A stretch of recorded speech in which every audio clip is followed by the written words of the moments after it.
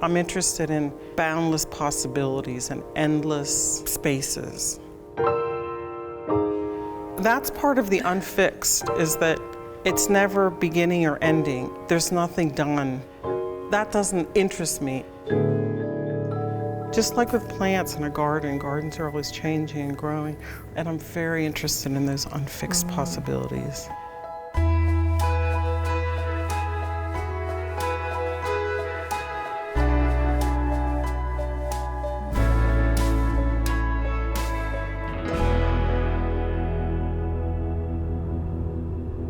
Pullman, Washington sits amid the rolling hills of the Palouse. This geological formation was created by ancient winds, which deposited volcanic ash, silt, and clay over an area spanning 3 states. Curious and undulating, the treeless landscape holds remarkably fertile soil. Fast forward to the region's thriving agricultural industry, including at Washington State University, which started out as an agricultural college in 1890. I'm at WSU to visit artist and art professor E.O. Palmer, whose ceramic installations stand in stark visual contrast to the velvety green hills all around. Her abstract floral thickets throb with spiky bursts of movement, inviting viewers inside the festive embrace of an untamed hedgerow. So all of this came out of my interest of boundaries and borders. I realized that I made a lot of work in relationship to white America, like in opposition. But this work is very much about a celebration of who we are as Black people, as brown people, as trans or gay people. Creating a space that is really special, that is acknowledging, that is about not only our beauty, but our struggles. So really these pieces are meant to be a lot about energy, they're about possibilities, they're about expansion, and they're very much about the unfixed nature of our times. This is so 3D and maybe 4D. Oh, 4D too? Really? Well, I love it. I mean, I'm not a physicist, so I'm not too clear on the fourth dimension, but it's, it feels like it's almost alive. Yeah, uncontained. Yes. Yeah. Like if you turn around, it might be in a different shape. Yeah, I love that. I love all that. In a studio on campus, Palmer fills trays full of what she calls marks, ceramic squiggles that become the components of her wild and winding arrangements.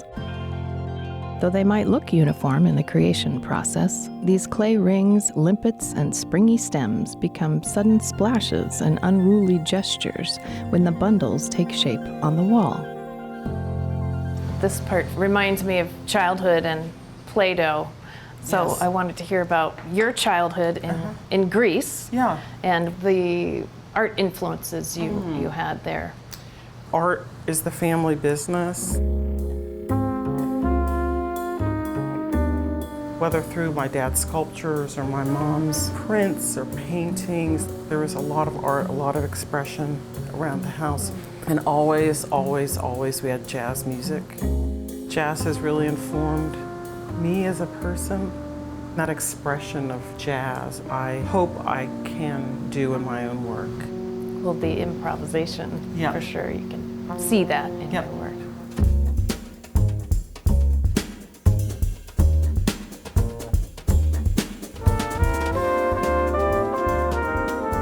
So these are part of what I call the bundles. So my work is kind of separated into the bundles and then the extensions. Okay. A collection of colors, a collection of ideas, lines, forms, shapes that I can then pull from. You've mentioned that some of these shapes come to you in that liminal space between sleeping and waking. Yes. I'm very interested in universal energy. I'm interested in how we can connect with these more mystical or mysterious parts of life. When I pray on something or think about something, the answer will reveal itself during those moments between sleep and awake. It's almost like this narrow space. These recent explorations in clay and plexiglass were inspired by a metaphysical experience Palmer had in India, an encounter with a spirit of boundlessness. Her surprising combinations of shape and color are a way of giving physical form to that experience. That same thread of wanting to be immediate, gestural, also comes into play when I put color with the work. So I don't want to fuss about it. I want it to be free and expressive and dynamic. Jazz. Like jazz music. Like jazz music, exactly. I'll put a clear glaze over the pieces. I love the gaudy, the shiny. I always say this about my work. I want it to hurt your eye just a little bit. When you turn it to the light, just a little tiny bit. For that reason, I love the shine of a glaze. I want the work to be a little pomp, a little drag, a little show, a little wild. Palmer sees her work as a kind of glossy rebellion in response to the erasure she's encountered as a woman of color.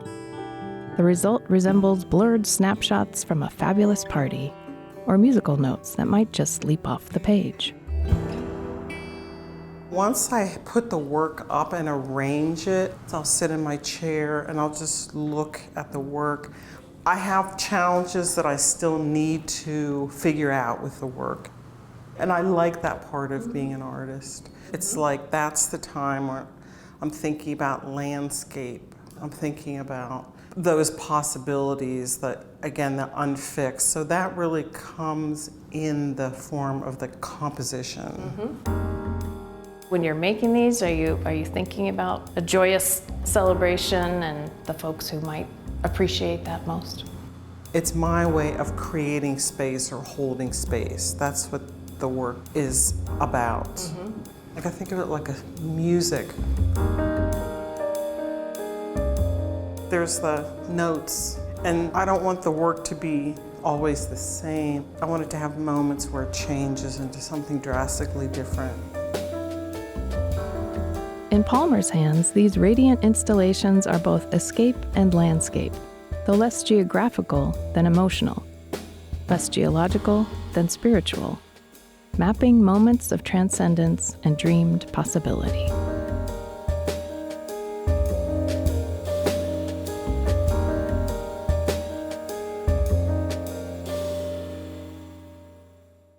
Art by Northwest was made possible in part with the support of Visit Bellingham, Whatcom County.